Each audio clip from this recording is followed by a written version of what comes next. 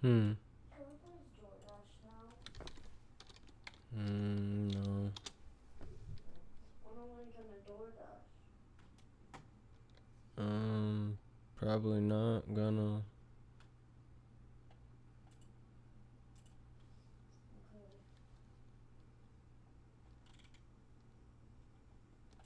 Why isn't my tablet connected to the internet? I don't know.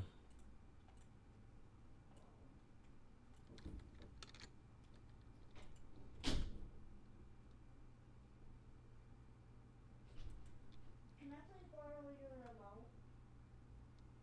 Um, you'll have to use your remote that you got in there. Okay.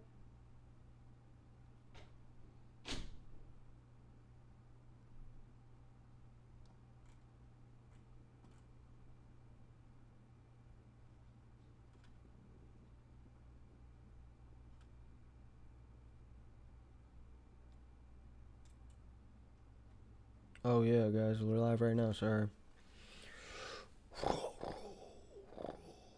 Are we live? Oh yeah, we're live. Oh, that was a bad intro. Terrible intro. I was unaware. Come on, man.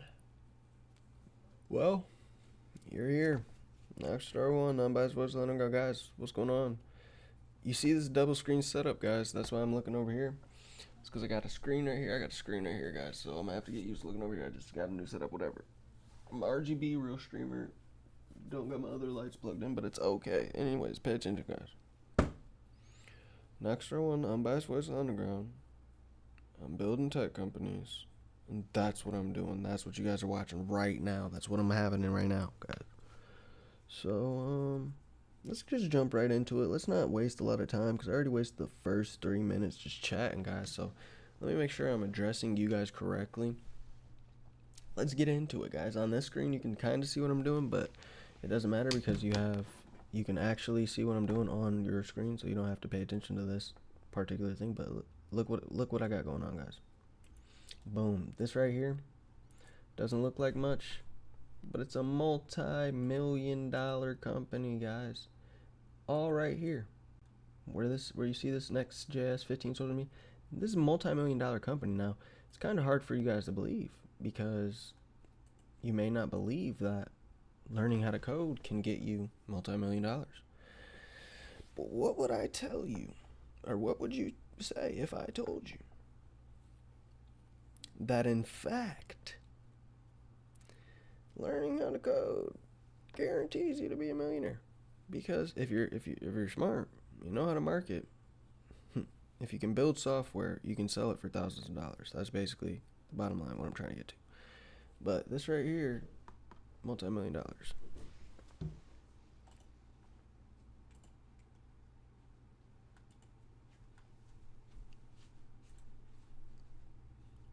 Yeah, you'll have to watch that in your streaming out here.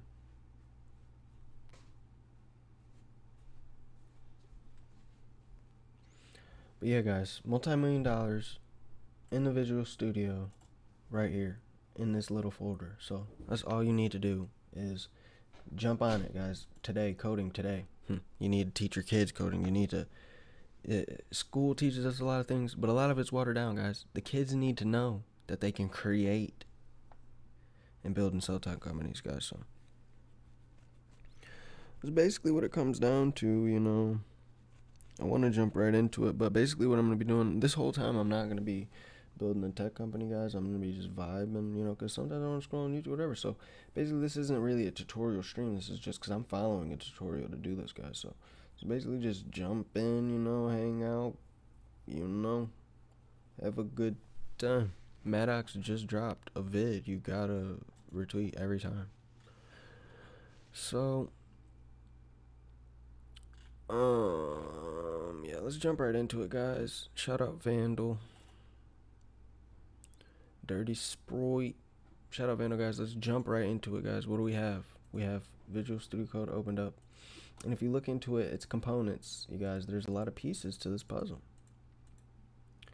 and There's basically not, like, this is 17 lines of code, guys. It's not a lot. Like, if you can't write 17 lines of code, then learn how to write it, and then you can learn that's one small component, and you can get enough components under your belt. You can build sell-to companies, guys. So that's basically what I'm trying to do right in front of you guys, and I'm trying to document the experience, guys, and I'm excited about it, man.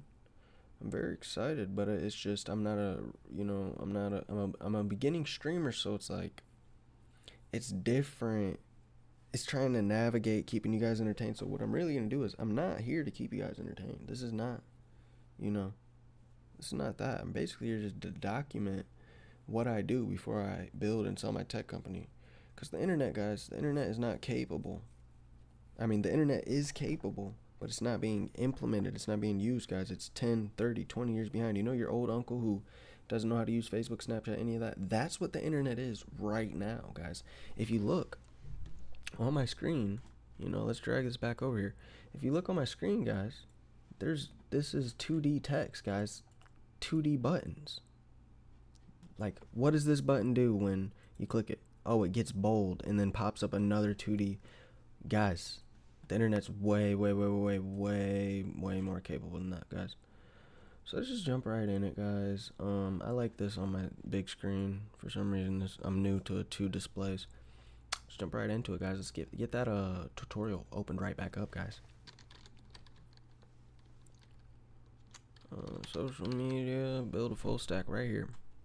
It's a 7-hour long tutorial, guys. So we're gonna jump back in. Oh, that's what I gotta do. Gotta plug my speaker in. Sorry, guys.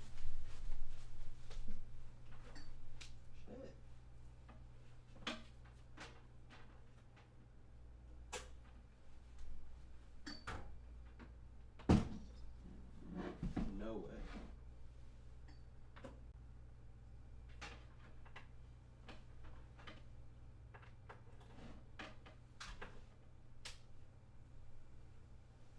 Percentage sign S, then a vertical bar. Alright, we're back in business. Like a minus, for example, and then buck. Well, what is this template for? This percentage sign S will later be replaced with the title of the subpages. So for example, we have the bookmarks page. Then this will say bookmarks, vertical bar, bug book. But this shows an error because we also have to add a default title, which will be used if we don't have a subpage. Also, the subdisk type by this inside the app folder, and it has to have this exact name. Again, this is part of the starting point. Okay, then we open the root layout file, which is this layout tsx file in the app folder. If you have worked with next.js before, then you are already familiar with this. This layout wraps our whole app, and here we can set the title for the whole application. Let's change the title right now because I have a tendency to forget this. So the default is create next app, we remove this, but we don't put a string here, we put an object here.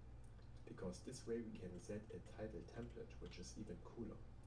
And in here we write as a string percentage sign S, then a vertical bar.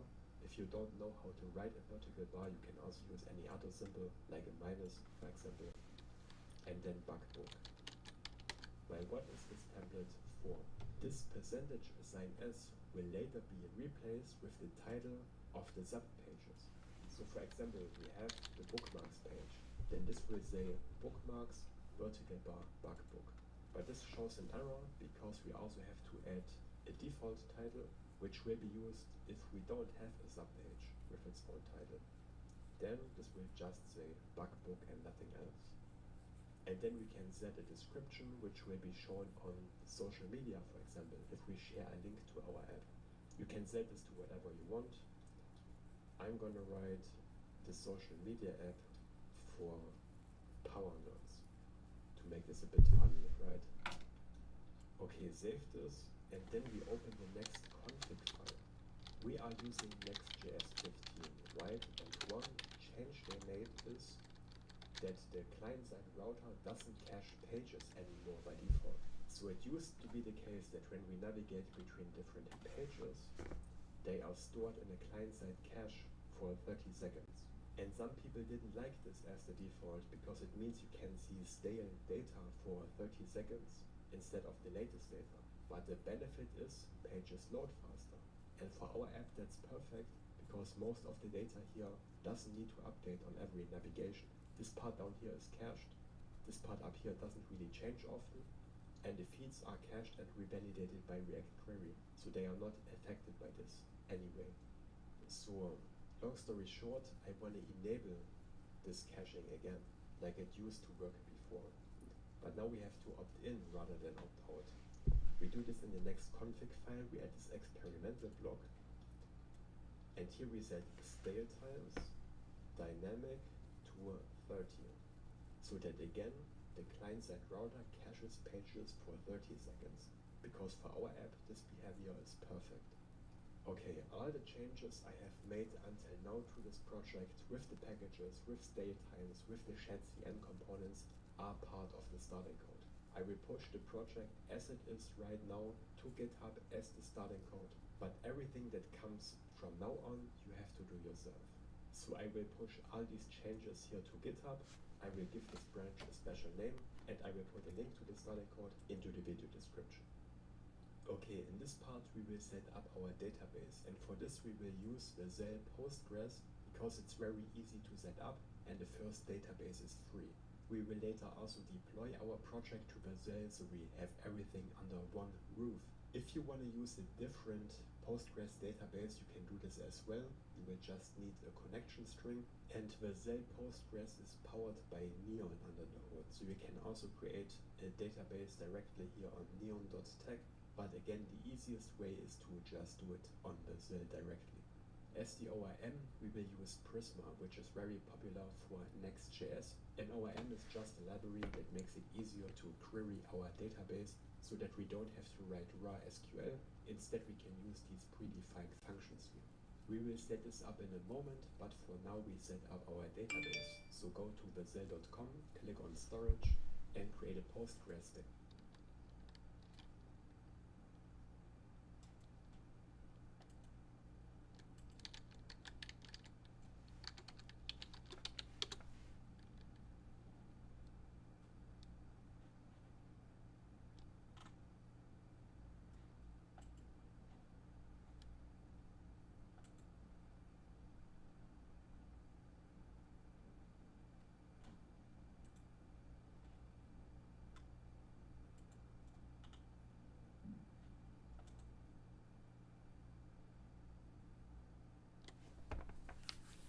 Alright guys, so I am working on a commercial project. I am going to deploy this commercially.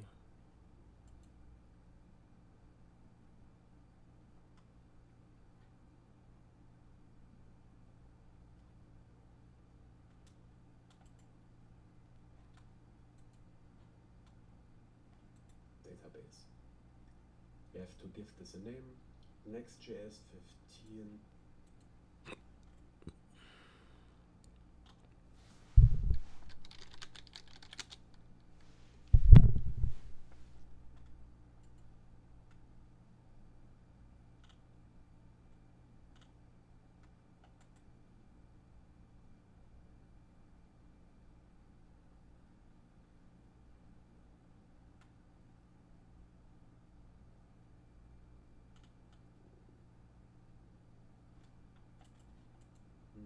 Social media app.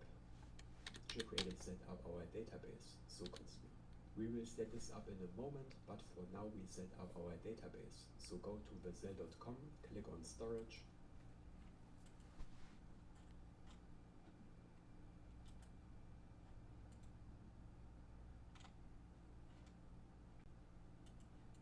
and create a Postgres database. We have to give this a name, next.js 15 social media app DB, for example. Then for the region, I would pick something close to where you are right now, because then it will be as fast as possible in development, because the server is close to your location, right? I'm in Germany, so I pick Frankfurt, Germany. After we deployed the project, this shouldn't matter that much anymore, because we use serverless functions that are distributed around the globe as far as I know. Anyway, pick something that's close to you, click on create. Yeah, and then we have a database, and up here we have a bunch of different credentials that we will need in a moment. But first we go back into our project, open the terminal, and we run npx prisma init, like this. Moment. But first we go back into our project, open the terminal, and we run npx.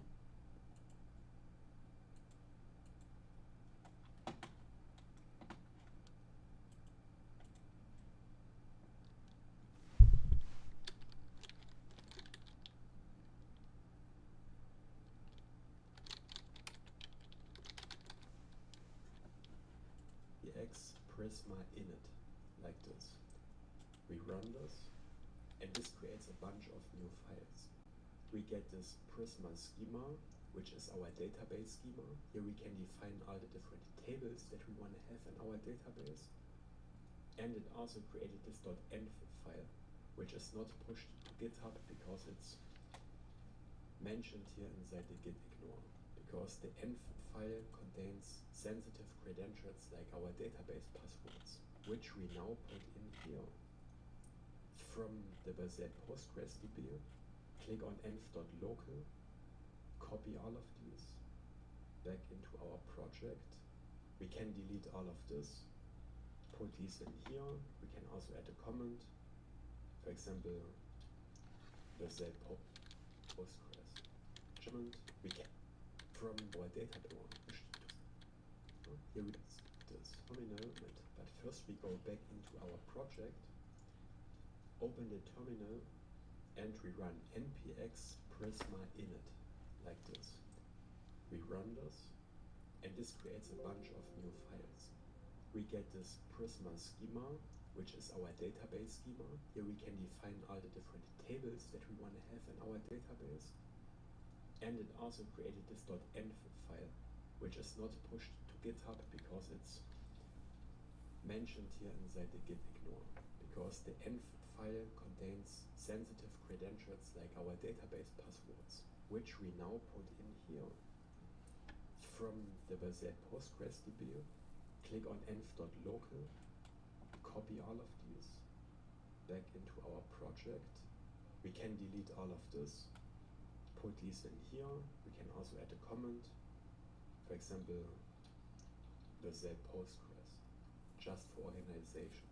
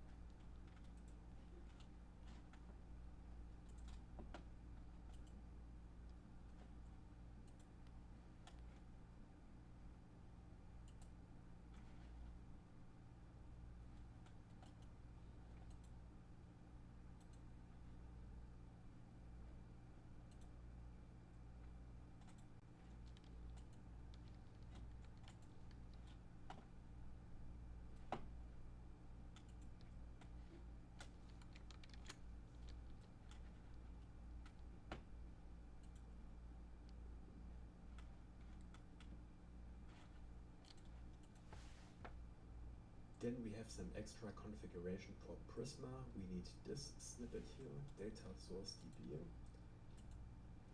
Go back into our project, into the schema.prisma file, and we replace this part. only this part, not the client part, which connects our this project into the schema.prisma file, and we replace this part, only this part, not the client part, which connects our env credentials to Prisma. One more thing we want to change in here, we go into the generator client block and we add this preview features option, and you should get autocomplete and syntax highlighting and formatting in here if you installed the Prisma extension earlier. Only then it will recognize this file type. Okay, and in here we add full text search, which I think is self-explaining. Full text search in Prisma is a beta feature, so we have to enable this explicitly, but this will work. And then to interact with our Prisma database, we need to set up a little file. We already have this lib folder here. This was created by shadcn when we initialized it. In here we want to create a new file, which we call prisma.ts. I'm gonna copy paste the contents of this file. Now we will not do a lot of more copy pasting in the future. We will write most of the code by hand, but this is code I copied from the Prisma documentation. There's no point in writing this out step by step. This is just some boilerplate we need, and you can pause the video and type this out by hand, or go into the video description into the repository and copy it from there. But I recommend that you type this out by hand, because this will help you understand the steps in here. And I didn't come up with this code myself. This is actually explained in the Prisma documentation here, how to set this up, because for next.js we need some special configuration so that we don't create multiple Prisma clients in a row. This is what this setup is for. I got this from the documentation. I just googled next.js Prisma client and pasted it in here. Okay, cool. And now we have a database and we are connected to this database. Now we will not put all the tables in here right away. We will do this throughout this project step by step so that we don't get overwhelmed. So for now this schema can stay as it is. And next we will implement authentication, which is a very exciting topic. Wix gives you the power of Alright guys, this is a lot. Don't let me forget to leave it too. functionality. For authentication we will use Lucia. You can find the documentation under lucia-auth.com. Another very popular authentication library for next.js is next.auth, or now called auth.js. So what's the difference between the two? In a nutshell, next.auth is very easy to implement. It's very beginner friendly and you don't have to set up a lot of files to get this to work. I have tutorials on next.auth. I have one dedicated tutorial and I have a bunch of projects where we use next.auth. The downside of next.auth is that you don't have much flexibility. You get a default sign-up screen that doesn't look very great. You don't have much control over what you do when a user is created, for example. I mean, you can customize all of this, but it's a bit difficult. With next.auth, it's actually not that easy to get a custom login screen with just username and password. We actually have to go through quite a few hoops with next.auth to achieve this. With Lucia, this is much easier, because Lucia is more low level. It still helps us setting up auth. It does a lot of the steps that are really difficult, but it also leaves a lot of steps up for us. For example, we write the logic that actually creates a user in the database, and overall we just have to write more code than with next.auth, but in return we get more flexibility. And in my opinion, both authentication libraries are fine, but if I want a simple username and password login, or email and password, then I prefer Lucia. And this is exactly what we wanted for this project, so we will use Lucia here, and a lot of you requested the Lucia tutorial. So this is what you get here. Now, even though Lucia is a bit harder to set up, they have really good documentation that explains everything step by step, and I will walk you through that. First, we have to put something into our database schema, a table for users and one for sessions. So Lucia uses sessions under the hood. JWT tokens are not an option. It all works with database sessions. The way sessions work is that every time a user is logged in, we create a session in our database and a corresponding cookie in the browser of the user. And only if both parts match, if there is a session in the DB and the user has the correct cookie with the correct key in the browser, then the user is actually authenticated and we know that they are who they actually claim to be. Next.js has both database sessions and JWT tokens. You can decide which one you want to use. Sessions are much easier to use and more secure because JWTs are easy to get wrong. Most tutorials I've seen just issue one long-lived JWT token, but this is not secure because, for example, you can't force a user to log out by destroying their sessions if they have an indefinite JWT, but you can do this with sessions because with sessions we only need to destroy the session in the database and the user is logged out. I can't explain all the differences between sessions and JWTs here, but sessions are much easier to use and Lucia only offers sessions as an option. So without further ado, let's go back into our project and into the schema.prisma file where we create our first two tables. We do this in Prisma by creating a model like this. The first one is called user.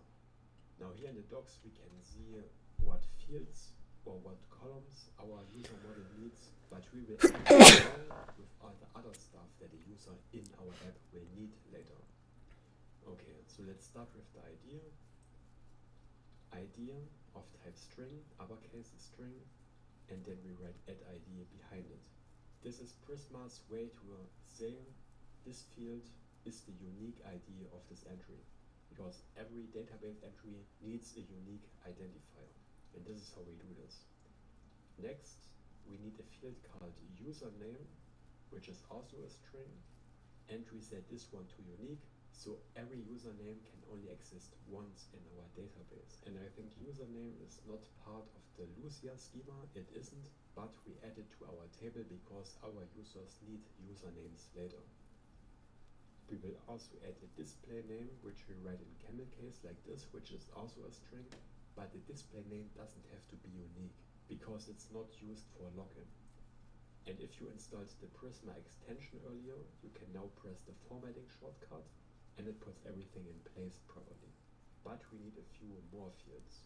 Email, which is also of type string, but string question mark. The email is optional, because if we log in with a Google account later, we don't need an email address.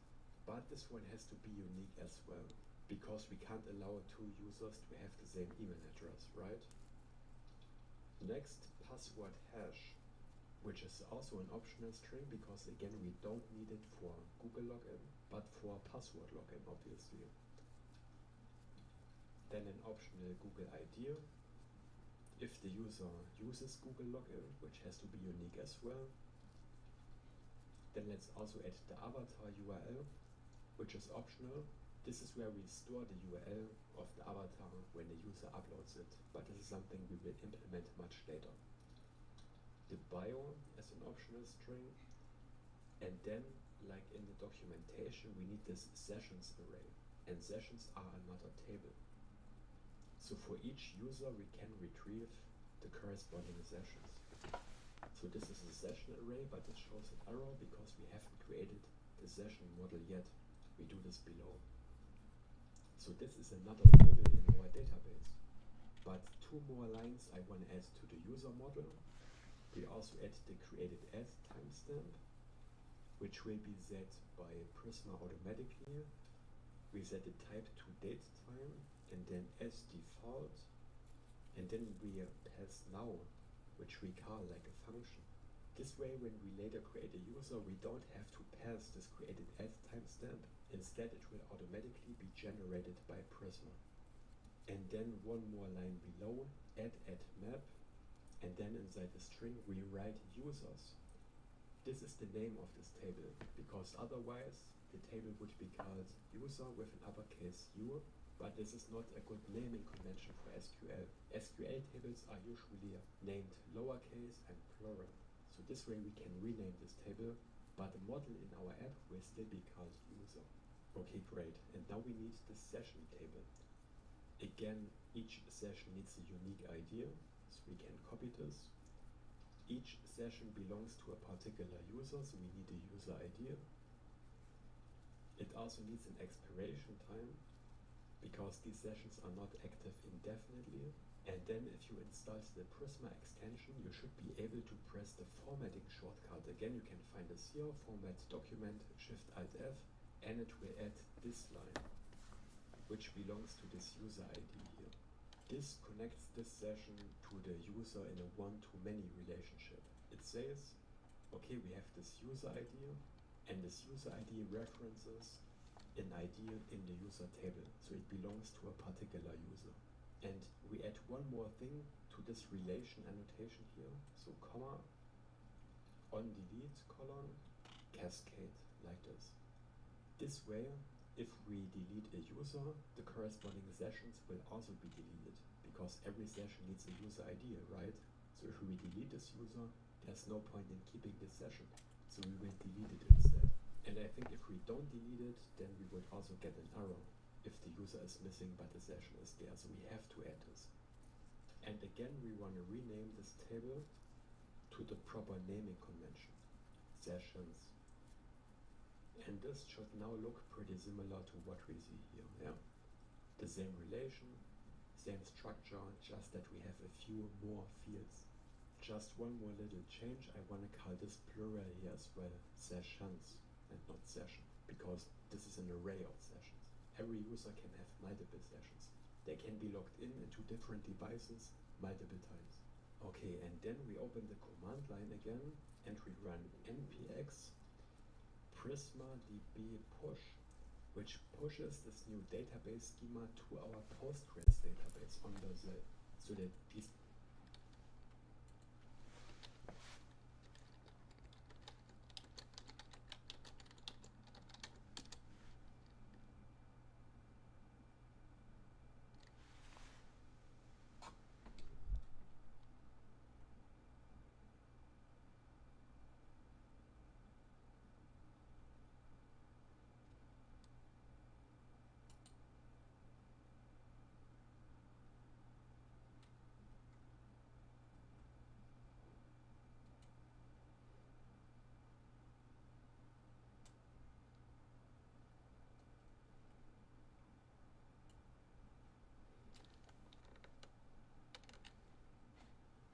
Alright guys, we ran into our first actual problem, guys. So let's open up ChatGPT, see what they got to say about this. We ran into an actual problem, guys.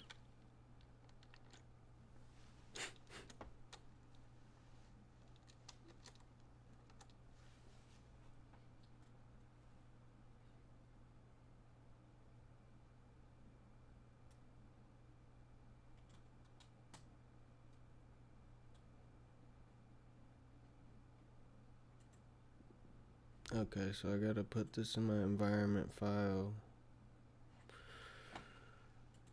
which he didn't tell me, which I do have it in here. URL, non-pooling. Oh, it's a different. Okay, that makes sense. I think it makes sense. Oh, yep, that makes a lot of sense, guys. In my schema prison, I have to replace that string.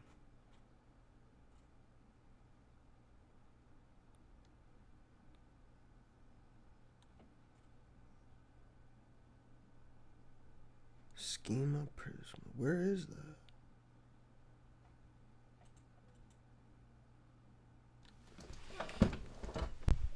Schema.prisma. 15, line 15. Okay, right here.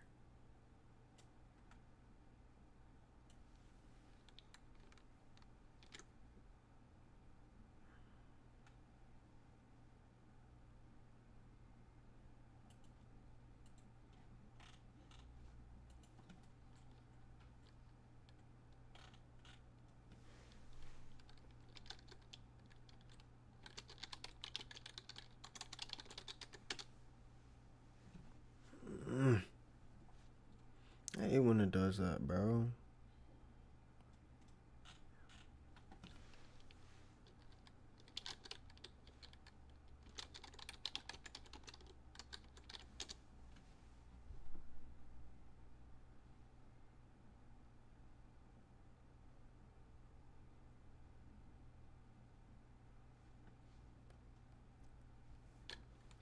What are you talking about, buddy?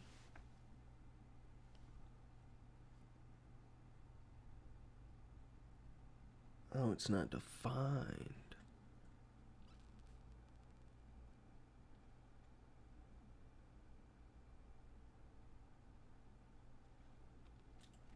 These tables are actually created.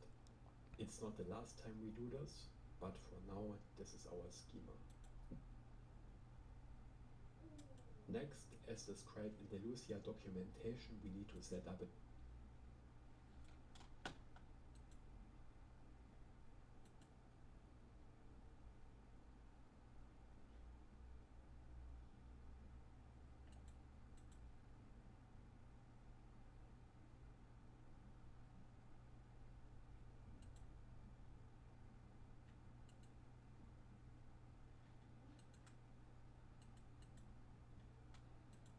I don't know about this, guys.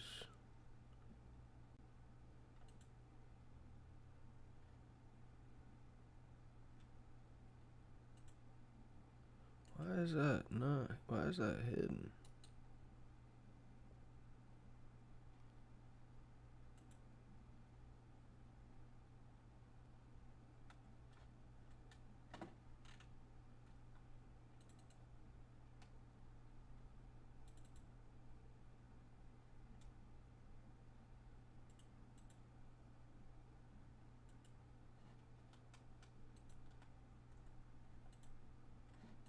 an off.js file. We do this inside the src for implementate for now tables database Prisma DB Next steps. because this is an array of sessions. Every user can have multiple sessions. Yeah, They he can be skipped a logged in on step. different devices multiple times. Okay, and then we open the command line again. Because right here, he already did something. Now it says next step. Set the database URL in the environment file. Point to your existing database. So he was already cooking.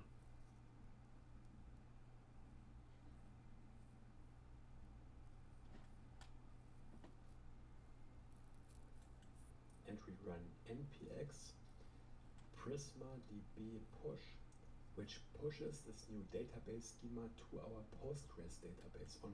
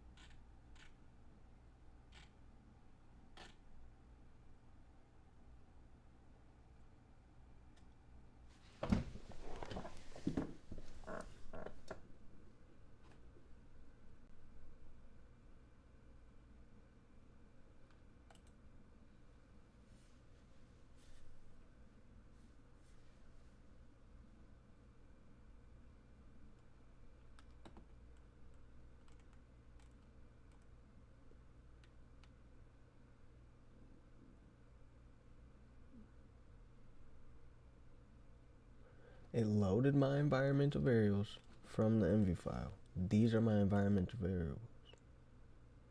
So it literally loaded it. The validation isn't correct. Get config wasm error code P1012.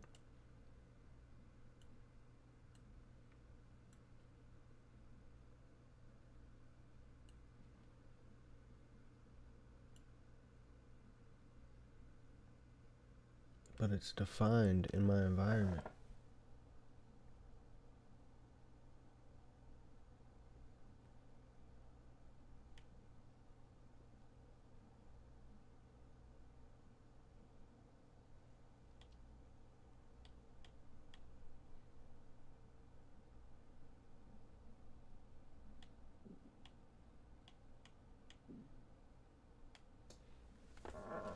I'm not digging this, guys.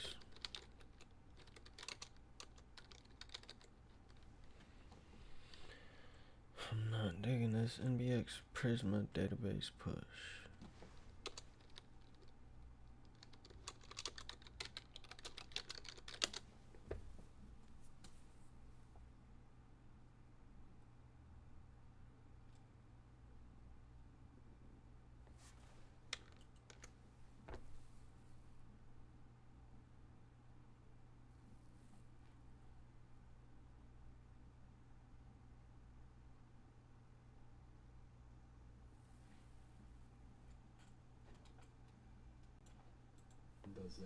So that these tables are actually created. It's not the last time we do this, but for now these are actually created.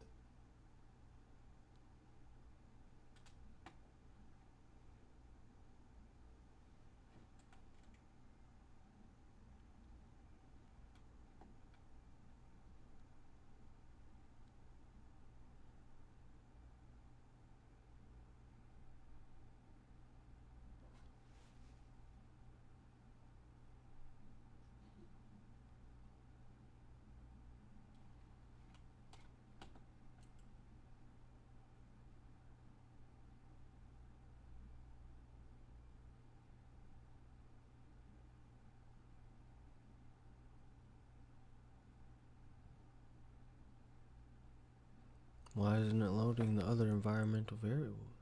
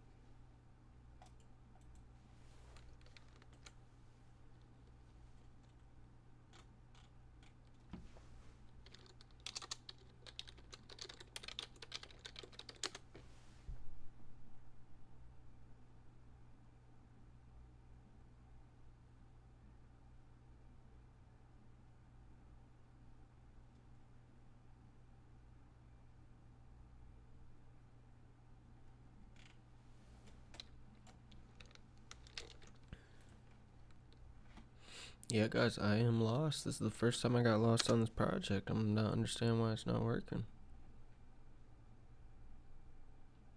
I created an inv file, put that in there, yeah.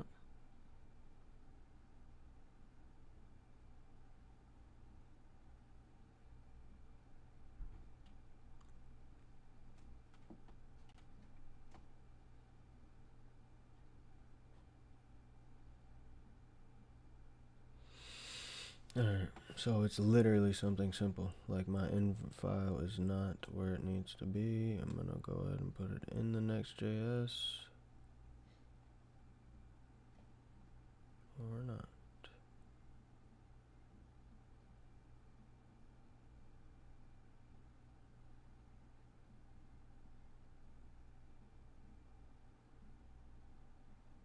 This is awesome.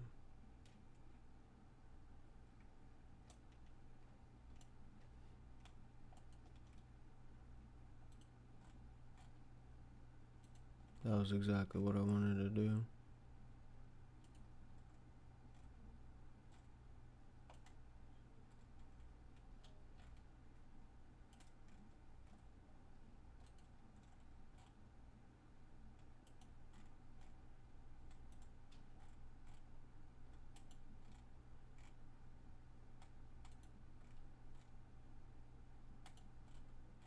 Have you guys called your mom today? Go ahead and give her a call, dude. Just tell her you love her, you know?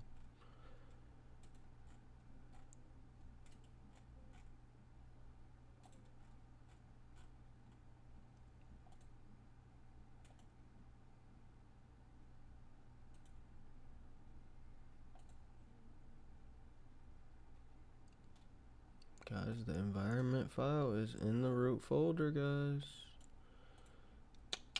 So that isn't the problem. I'm totally not understanding this. Why would he do half of it but not the other half? Why would he create half what I need to do but not create the environment file? It's because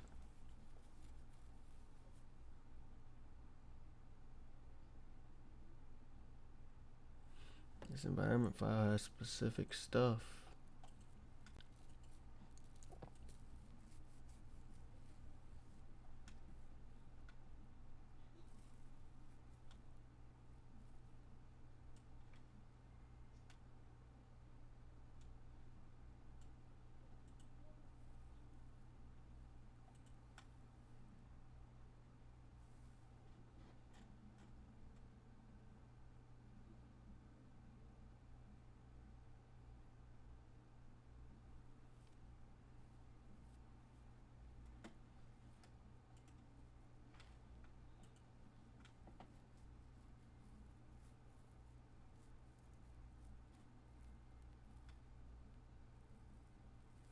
Yeah, I think I messed up, guys, because I created a database that is not near me.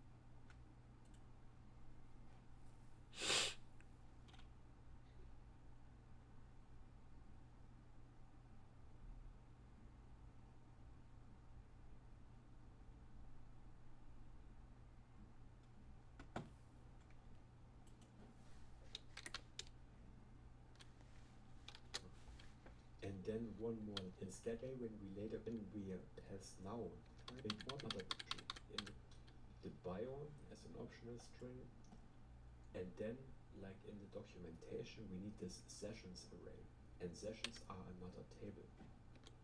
So for this sessions array and the corresponding sessions. So this is a session array. Now more lines I want to add to the user model. We also add the created add timestamp, which will be set by an add function that one user called as rename. And now here, so we need Prisma add documents to user comma we delete this node then. And again we want to rename this table to the proper naming convention. Session, yeah, it's not session. And we logged into different device. We run npx 12. It's not the last time we do this, but for now this are actually created.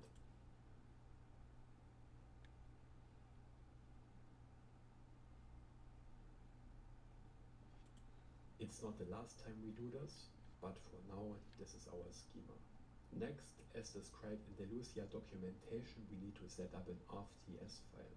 We do this inside the src folder. We right click on src and create a file called RTS.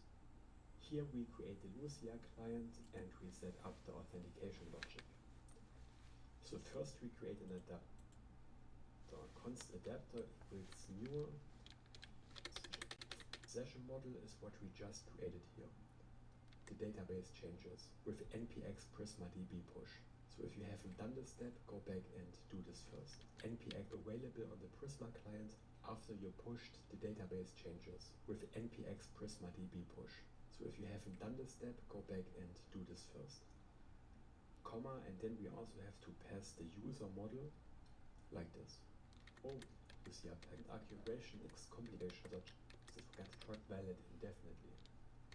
It's only localhost 3000. Because in development mode we are running on localhost 3000, right? Which has HTTP, not HTTPS as a prefix. Alright guys, I'm not gonna lie, I'm lost on this one.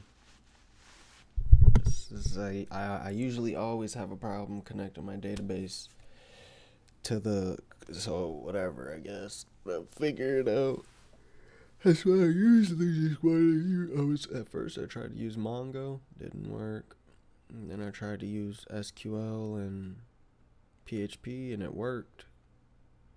But then I couldn't get my app to show up. So now I'm restacking. And we're going to figure it out, guys. But I appreciate you rocking with me. Make sure to hit the subscribe button, guys. Make sure to hit the like button. Most of my viewers aren't subscribed, but we just knocked out another hour stream, guys. I'm going back to back with them. So I'm going to finish this. It's a 16-hour to